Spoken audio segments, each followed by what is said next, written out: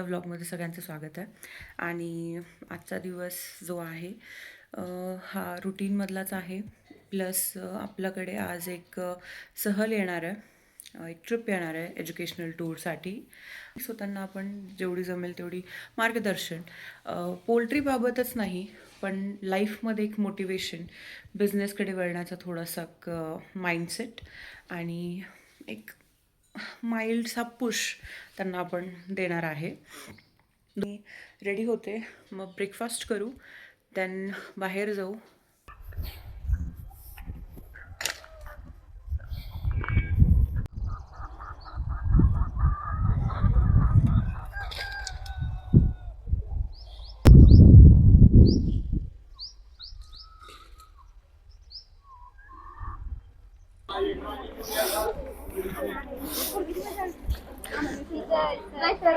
Sir, इथं assemble केलं असतं ना.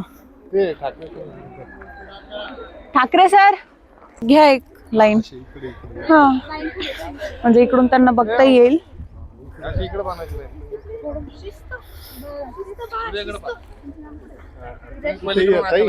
लाईन अशा करा तुमच्या.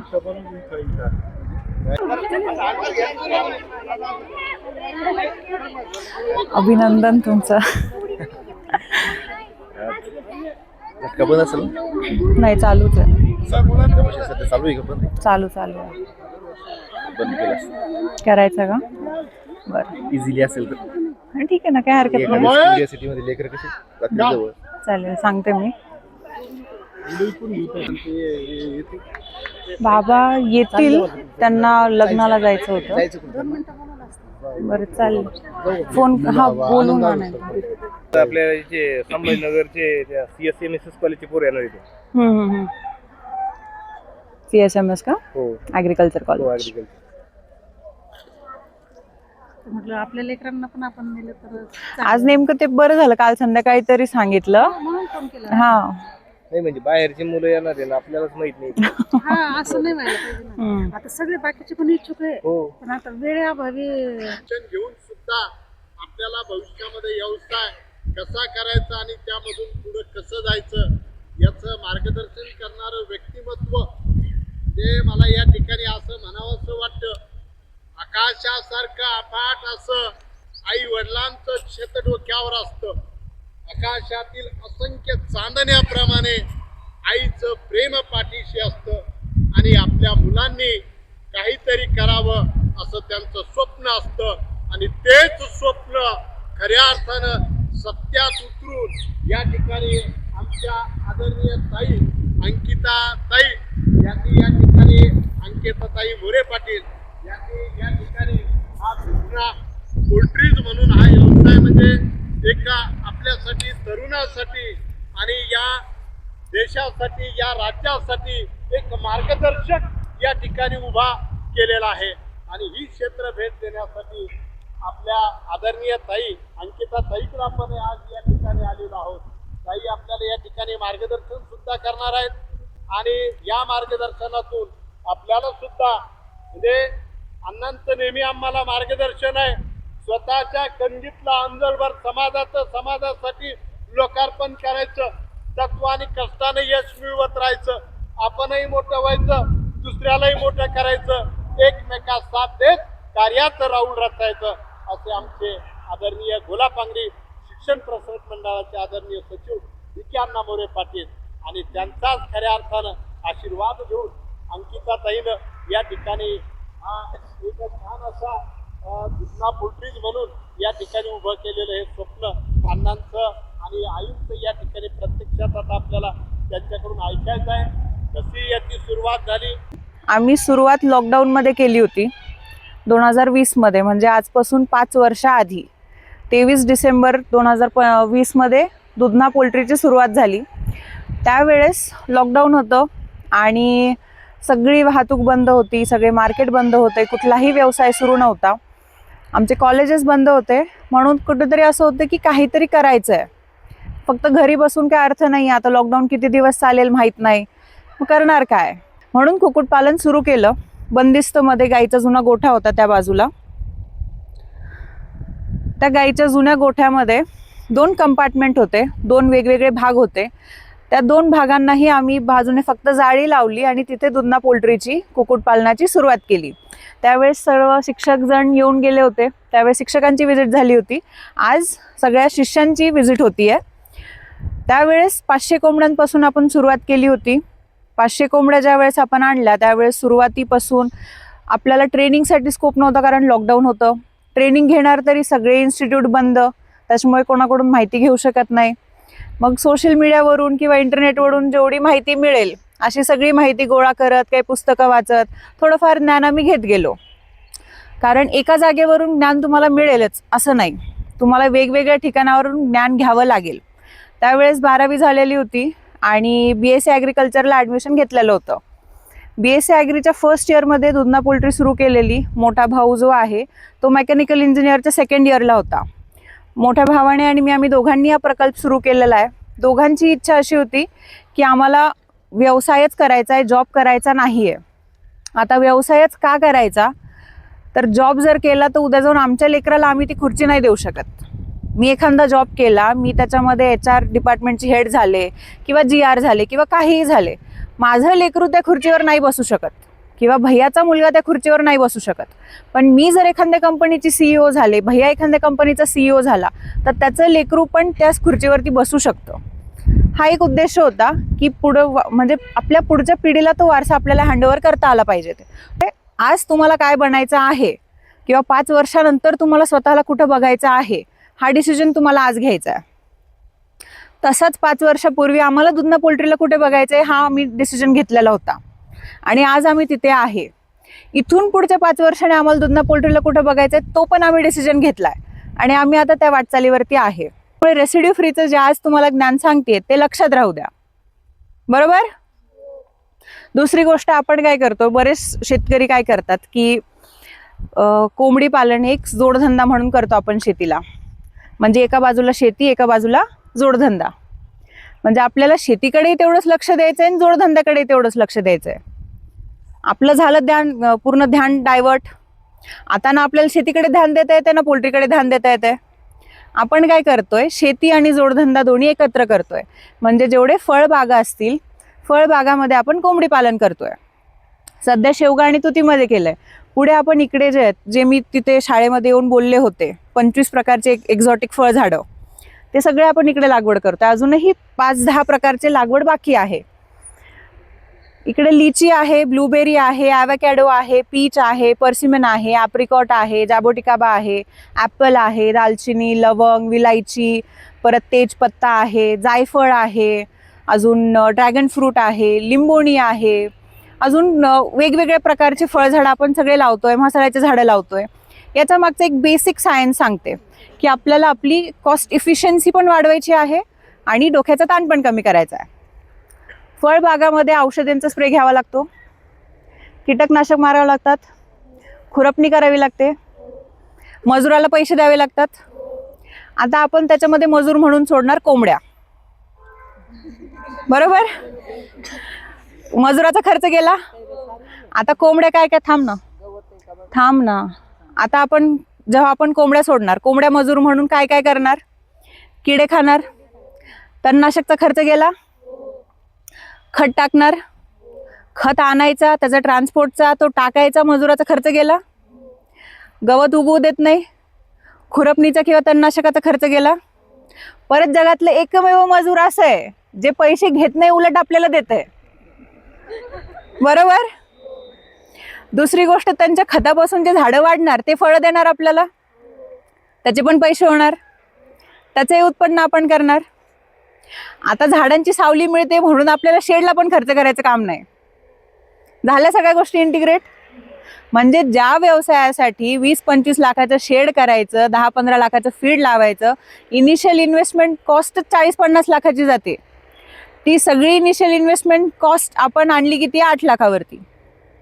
तुम्ही जेवढ्या पोल्ट्री बघितल्या असतील त्या पोल्ट्रीमध्ये तुम्ही बघितलं असेल खाली सिमेंटचा कोबा टाकतात, मोठे शेड करतात, एकदम AC शेड असतात, त्याच्यामध्ये पूर्ण एन्व्हायरमेंट कंट्रोल असतं. काही काम नाही, फक्त जाऊन अंडे उचलायचे, बरोबर. कोटीचे शेड असतात. आपल्याला काय करायचं असतं, फक्त जायचं, अंडे घ्यायचे, उचलायचे आणि विकायचे. त्या पोल्ट्रीच्या अंड्याला किती भाव मिळतो, 6 ते 7 रुपये. त्याच्यामध्ये प्रॉफिट किती असतं? खर्च जाऊन प्रॉफिट किती असतं? 50 पैसे. 1.5 कोटीच्या पोल्ट्रीची जिथे इन्व्हेस्टमेंट असते तिथे एका अंड्याला 50 पैशाचा भाव मिळतो खर्च जाऊन. दुधना पोल्ट्रीच्या अंड्याची कॉस्ट येते 4 रुपये. अंडं सेल होतं 15 रुपयाला. प्रॉफिट किती? 11 रुपये. 50 पैसे आणि 11 रुपये. कारण काय? इन्व्हेस्टमेंट कमी. कुठलाही व्यवसाय तुम्ही जेव्हा करणार, आजकाल बऱ्याच मुलांना असं वेळ असतं की यार आपल्याला इन्व्हेस्टमेंट जास्त करायची, एखादा व्यवसाय जर करायचा तर भारीच करायचा, म्हणजे पूर्ण मार्केटमध्ये धमाका झाला पाहिजे की काय मोठं शोरूम केलं यार, बरोबर. पण तुम्ही जर इन्व्हेस्टमेंट तेवढी केली, तुम्ही प्रॉफिटमध्ये कधीपर्यंत नाही आहे जोपर्यंत तुमची इन्व्हेस्टमेंट वापस येत नाही आहे. इथे आपण जर का 1.5 कोटीचं शेड केलं असतं, 50 लाखाचं शेड केलं असतं, 3 वर्ष केलेली इन्व्हेस्टमेंट निघायला लागले असते. 3 वर्ष आपल्याला काही स्कोपच नाही आहे पुढे वाढ करायचा. म्हणजे आपली गुंतवणूक केलेले पैसेच जर वापस येत नाहीये तर आपण पुढे वाढ कशी करणार, बरोबर. त्यामुळे पुढे जाऊन जर तुम्ही व्यवसाय करणार तर पूर्ण इस्टिमेट काढायचं, किती किती खर्च लागतोय, तो खर्च कमी कसा करता येतो, अगदी लेबरपासून. आता आपल्या पोल्ट्रीला लेबर फिमेल आहेत, मेल नाहीत. माणसाचा रोज किती? 500 रुपये. बाईचा रोज किती? 250 रुपये. एक माणूस काम जास्त करणार नाही, 2 बायका म्हणजे तिप्पट काम करतील, रोज तेवढाच पडणार आपल्याला, बरोबर. म्हणजे विचार करताना कुठल्याही गोष्टीचा समोरची व्यक्ती काय विचार करणार की यार याचा व्यवसाय किती मोठा आहे, हा नाही करायचा. सगळ्या गोष्टी एकत्रित करण्यापेक्षा कामं वाटून घ्या. फीड एकाकडे द्या, कोंबडे एकाकडे ठेवा, खाद्य तयार एकाकडे करा, मार्केटिंग एकाकडे द्या. कुठे काय अडचण आली तर मला विचारा. ते आता मला एक असं विचारायचं, हा सगळा घटक आपण त्यांना फीडमध्ये पेलेट्स बनवतो. पेलेट मशीन आहे आपल्याकडे. त्या पेलेट मशीनद्वारे आपण छोटी छोटी गोळी पेंड तयार करतो. कुत्र्यांची पेडिग्री माहिती आहे कोणाला? पेडिग्री कशी असते? दाणे दाणे असतात, तशा टाईपमध्ये आपण फीड तयार करतो. म्हणजे इन शॉर्ट कोंबड्यांची पेडिग्री आपण तयार करतो स्वतः इथे आणि ते त्यांना खायला देतो. त्याच्यामध्ये हेल्थ बेनिफिट जे जे काही शेवग्याचे कोंबड्यांमध्ये येणार ते आपण खाल्ल्यानंतर आपल्यामध्ये येणार. म्हणजे आपल्याला प्रोटीनचे जे वे प्रोटीन्स वगैरे जे प्रोटीन सप्लिमेंट येतात का ते खायची गरज नाहीये. फक्त एक दुधना पोल्ट्रीची कोंबडी खायची. खूपच छान. मला ताई कलर ऑरेंज येतो. तर ते ऑरेंज दिसतंय म्हणून चांगलं आहे असं म्हणण्यापेक्षा उद्या जाऊन कोणी विचारलं तर त्यांना सांगा की ते जे योक असतं ना त्याच्यामध्ये मिनरल विटॅमिन जास्त असले तर त्याचा कलर ऑरेंज येतो, विटॅमिन मिनरल नसले तर पिवळा येतो. कोंबडीला औषधी दिले जातात, स्टेरॉइड दिले. स्टेरॉइड माहिती आहे तुला? स्टेरॉइड म्हणजे असं केमिकल असतं ज्याच्याने कोंबडी जास्त अंडे देते आणि लवकर अंडे देते. गावरान जी आहे तिची रोगप्रतिकारक शक्ती चांगली आहे. गावरान जी आहे एक नॅचरल व्हरायटी आहे. हायब्रिड म्हणजे वेगवेगळ्या व्हरायटी सोबत तिची क्रॉस मेटिंग करून जेनेटिकली मॉडिफाय केलेलं आहे. तिची रोगप्रतिकारक शक्ती कमी आहे. प्रोडक्शन जास्त देते ती, पण रोगप्रतिकारक शक्ती कमी आहे. मग उद्या जाऊन जर मर आलं तर जास्त कोंबड्या मरणार, नुकसान जास्त होणार. पडतो ना. जेवढं इंजेक्शन देऊन किंवा बाहेरच्या औषधी देऊन कोंबडी जेवढी आपण पाळणार ती कोंबडी आपण खाणार. आपल्यामध्ये हार्मोनल चेंजेस तेवढे होतात. हार्मोनल चेंजेस माहिती आहेत? कितवी दे तू? माहिती असायला पाहिजे. मग PCOD माहिती आहे? PCOD हॉर्मोनल चेंजेस, गर्ल्समध्ये अर्ली मॅच्युरिटी आणि बॉईजमध्ये लेट मॅच्युरिटी. आजकाल बऱ्याच मुलांना म्हणजे 18-21 वर्षांपर्यंत दाढी येत नाही आहेत आणि 14 वर्षाच्या पोरी 18 वर्षाच्या दिसायला लागल्यात. हे सगळं स्टेरॉइडमुळे. अंडे असतील किंवा इंजेक्शन देऊन गाईचं दूध काढतात बरेच लोक, ते दुधामुळे असेल. काय ते येतं ना. सफरचंदाची एक व्हरायटी आहे हरमन 95 जी आपल्या भागासाठी डेव्हलप केलेली आहे. तेवढी एकच व्हरायटी येते आपल्या भागामध्ये. दीदी आपण आता तुतीची जी फीड तयार उभवायची डायरेक्ट हो पिल्लो बाहेर, हो मग ते नॅचरली झाले की हो. आर्टिफिशियल? नॅचरल. इकडे बघा, अंड्याची नाळ जोडली आहे कोंबडीशी. वासराची जशी नाळ जोडली तशी अंड्याची आहे का? त्याला फक्त ऊब पाहिजे. ते मग ती मशीनने द्या किंवा कोंबडीने द्या, काय फरक पडतोय? जसं वासरू झाल्यानंतर त्याला गाईचं दूध लागतं तसं अंड्यातून पिल्लू निघाल्यानंतर नाहीये ना, त्याच्यामुळे ते नॅचरलच आहे. म्हणजे आम्ही मार्केटिंग करू शकतो बाहेर. तर मग ते जे आहे ना ते फळं वगैरे ते खाणार मग ते नाही, झाडं वर राहणार, पक्षी खाली राहणार, मग फळं कसे खाणार कोंबड्या? खाऊन खाऊन किती घालते? 10% नुकसान. 10% तर असं पण नुकसान होतच ना. आणि जे तुम्ही जी मार्केटिंग केली आतापर्यंत म्हणजे महाराष्ट्रपर्यंत महाराष्ट्रात राहिली. Maharashtra, Dubai, Karnataka, Odisha, Rajasthan, UAE, Iran, Iraq, कतर. आणि इतक्या लांबपर्यंत तुम्ही कशा गेल्या म्हणजे सोशल मीडिया, फक्त सोशल मीडिया फक्त सोशल मीडिया. आणि का म्हणजे बरं, आता गपचूप जाऊन तिथं बसायचंय. प्रश्नासाठी वेळ दिला होता तेव्हा नाही विचारले.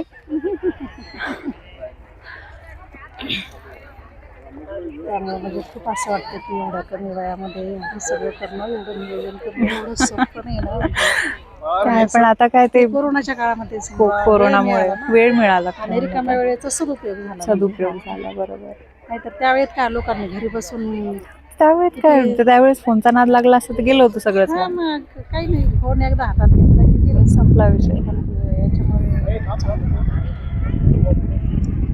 थोडं मोठा प्रोजेक्ट भरायला. आणि घरच्यांनी साथ पण तेवढी दिली ना, नाही तर एखादे म्हणले असे आपण पाटलाच्या घरचे ना, आता का तेवढंच लोक काय म्हणतील, कोंबड्या पाडायला लागले, एवढं शिक्षण घेऊन कोंबड्या करायला. म्हणजे ते घरच्यांनी बाहेरच्यांचा विचार नाही केला म्हणून. नाही तर त्याच्यापेक्षा आपल्याला काय वाटतं बरोबर. म्हणजे आई वडिलांचं बऱ्याच वेळेस कसं असतं की लोकांचं विचारतात, लोक काय म्हणतील. काय म्हणतात त्याचं नाही. आपल्याला काय करायचं त्याला महत्त्व दिलं, बरोबर. आपल्याला काय करायचं ते आपल्या लेकरांची काय आवड आहे बाबा. हो बरोबर. आणि आवडीवरच सगळं काही असतं. तर मग लोकांसाठी करायचं म्हणजे त्याच्यात मग काय समाधानच, जिथं समाधान नाहीये तिथं काही करताच येणार नाही. इंटरेस्ट होतं ते आंब्याला म्हणजे 12 महिने दुसऱ्यांनी सांगितलं होतं की त्याला 12 महिने आंबे ते झाड कुठे त्याचे पलीकडचं झाड आहे ते. बघ एकदा इथला फोटो ते नाही का आम्ही आलो होतो कार्यक्रमाला. ते तिकडे पलीकडे आहे. शेडच्या पलीकडे आहे का? तर ते बहिणींनी अण्णांनी ते सगळं राजूना यांनी सगळ्यांनी खूप आणि सगळ्यात म्हणजे लहानपणापासून कसं हे राहिलं की गावापासून एकतर लांब असल्यामुळे ते गावातली पण मेंटॅलिटी नाही आली ना की मुलीने हेच केलं पाहिजे, मुलीने तेच केलं. ती गोष्ट जर आली असती का, ही गोष्ट म्हणजे महत्त्वाची. हो ही गोष्टच महत्वाची आहे. बरोबर. मुलींना घरातच बसावं, घरातच राहावं, चूल आणि मूल तेवढी गोष्ट ते कुठं. अभ्यास कर आणि कुठंतरी नोकरीला लागून जा, प्रश्न सुटला असं नाही केलं ना. Bye bye bye. ते घरच्यांचं प्रश्न श्रेय. नाही ना सुटत म्हणजे असं. बरोबर. तेवढं झालं की मग सगळेजण आपल्या कर्तव्यातूनच मुक्त होतात. मुक्त होतात. बाय बाय बाय बाय घेऊन जा. Bye bye. All the best तुम्हाला फ्युचरसाठी.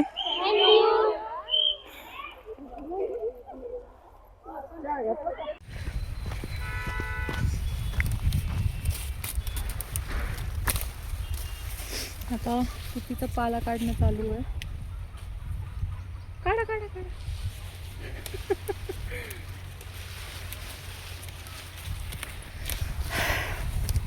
आतमधून चक्कर मारून येईल.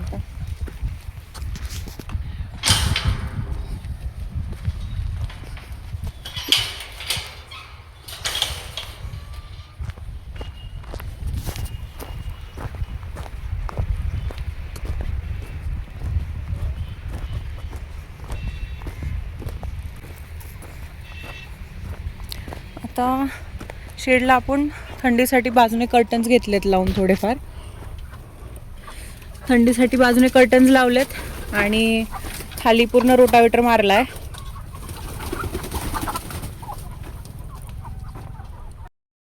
हे मगाशीच अंडे उचलून घेतले होते पण आता हे परत राहिलेत.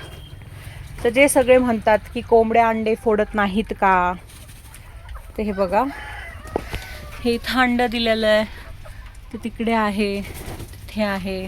ते कोंबड्यांना जर का तुमच्या काही डिफिशियन्सी असेल ना फीडमध्ये, जर त्यांना खाण्यामधून काही कमी पडतंय, त्यांना काही अन्नद्रव्य मिळत नाही आहेत, तेव्हा ते अंडे फोडून त्याच्यातून काही अन्नद्रव्य घेण्याचा प्रयत्न करतात.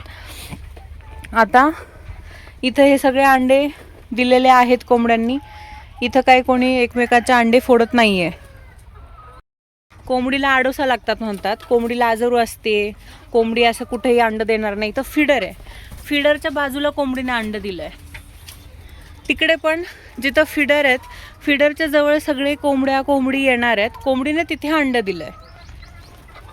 कोंबडीला तुम्ही जेवढं फ्री ठेवणार ना तेवढं ती मोकळी राहते. हे फक्त एकमेकाला जोड म्हणून आपलं काहीतरी व्याप पोल्ट्रीतला वाढवलेला आहे.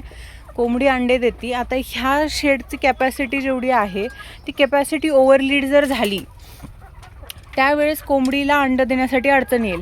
म्हणजे आता सध्या आपल्या ह्या शेडची कॅपॅसिटी काय आहे, आपल्या ह्या याच्यामध्ये 10,000 पक्षी आरामशीर बसतात.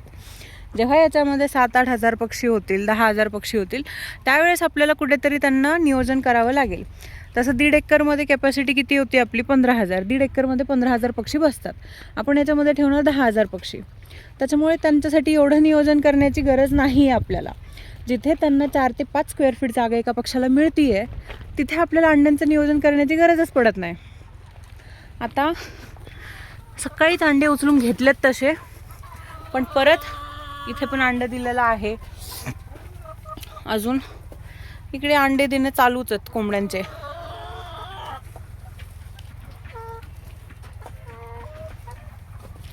कोंबडीला कुठे नियोजन नसलं तरी अंड देते. आता इथं फिडर आहेत, फिडरजवळ कोंबडी सगळे येणार, पण तरीही कोंबडीने तेवढ्या विश्वासाने तिथे अंडे दिलेत, कारण तिला माहिती आहे की दुसरी कोंबडी अंड फोडणार नाही.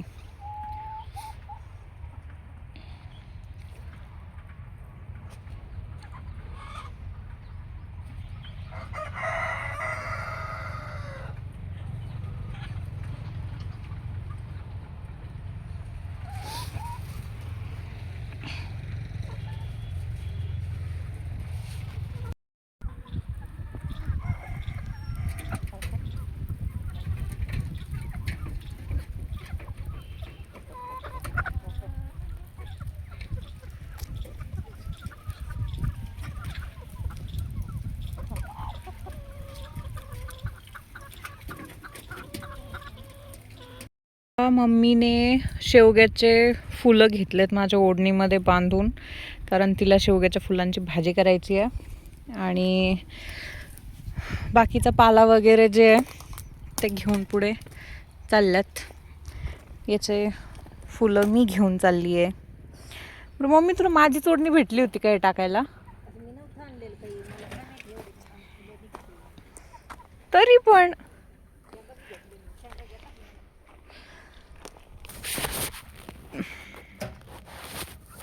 तू नव्हती तोपर्यंत कोंबड्या खात होते फुलं मस्तपैकी. बरोबर आहे. शेवग्याच्या शेंगा पण आणल्यात, फुलं पण आणलेत.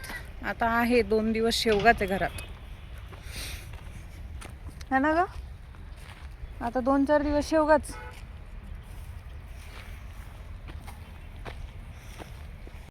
अकोला कृषी विद्यापीठाचे असोसिएट डीन आणि फूड टेक्नॉलॉजी डिपार्टमेंट असतं त्यांच्याकडे.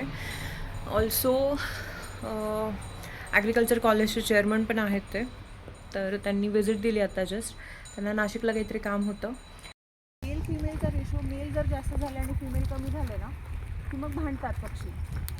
आणि आता आपण अजून सॉर्टिंग प्रोसेसमध्ये असल्यामुळे मेल आणि फिमेलचा रेशो सध्या मेंटेन नाही होतो. आपल्याला फिमेल आयडेंटिफाय झाली क्रॉस आहे तर आपण ती सेल करतो. मेल आयडेंटिफाय झाला क्रॉस आहे तर आपण तो सेल करतो. आयडेंटिफाय 5th मंथपासून स्टार्ट होतो. पूर्ण एकसाठी कम्प्लीट. ही लिचीची लागवड केली असं इकडे. लिची, ब्लूबेरी, इथून पुढे मग काही ॲव्होकॅडोची झाडं आहेत, काही पीच आहे, काही पर्सिमन आहे, ॲप्रिकॉट, ऑलिव्ह, किवी, जाबोटिकाबा, दालचिनी, लवंग, विलायची, तेजपत्ता, जायफळ, ॲपल, म्हणजे 25 प्रकारचे देशी विदेशी फळझाडं सगळे लागवड करून त्याच्यामध्ये कोंबड्या सोडायच्यात आपल्याला. त्याच्याकडे आपण 10 डोसची एक एकरमध्ये लागवड केलेली आपण. त्याच्यामध्ये 4-5 महिन्यात अजून 10,000 पक्षी काढू आपण.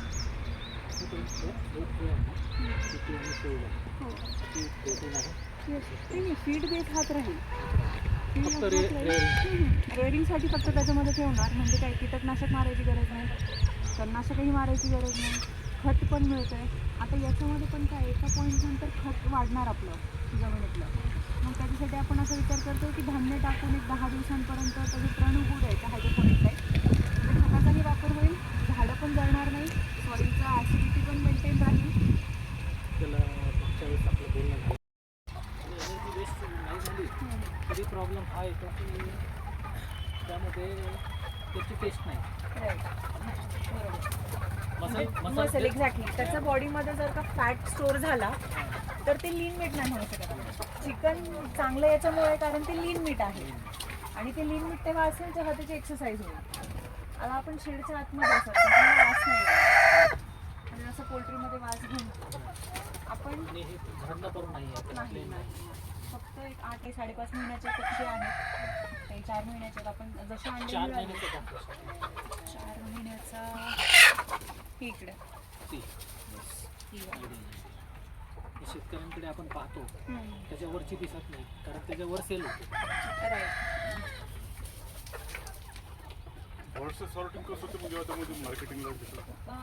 सर आपण मार्केटमध्ये नाही सेल करत. आपल्या इथे जागेवरून येऊन घेऊन जातात लोक. मग ज्याला जसं पाहिजे असेल 1 नग 2 नग तसं सेल करतो. आणि आता 5 इयर्सपासून आम्ही ह्या बिझनेसमध्ये असल्यामुळे तसं कस्टमर येतंही आमच्याकडे. आता इकडे गोलापांगरी आम्हाला तेवढं जवळ आहे, मटपिंपळगाव पण जवळ आहे, त्याच्यामुळे दोन्ही साईडचे फाटी कट करून देतात.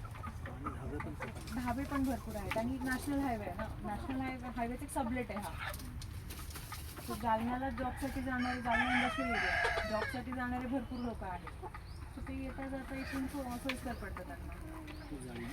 हो. कोणती जाळी म्हणतो फिश नेट आहे. बाहेरच्या फेन्सिंगला पण हीच लावलेली आणि झटका मशीन. हे असले तर ते वन्य प्राणी सुद्धा याच्यासोबत सापाला पण बट इफ तो पक्षी आम्ही सर्वाईव्ह करवला असता तर उद्या बर्ड फ्लूला सगळ्यात पहिले बळी तोच पडला असता.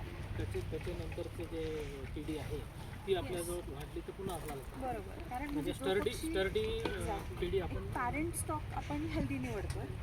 कारण आपले 1 लाख पक्षीचं जे टार्गेट आहे ते यांच्यापासूनच येणार. तर आता जस्ट विजय माळे सर जे आहेत येऊन गेले आपल्याकडे.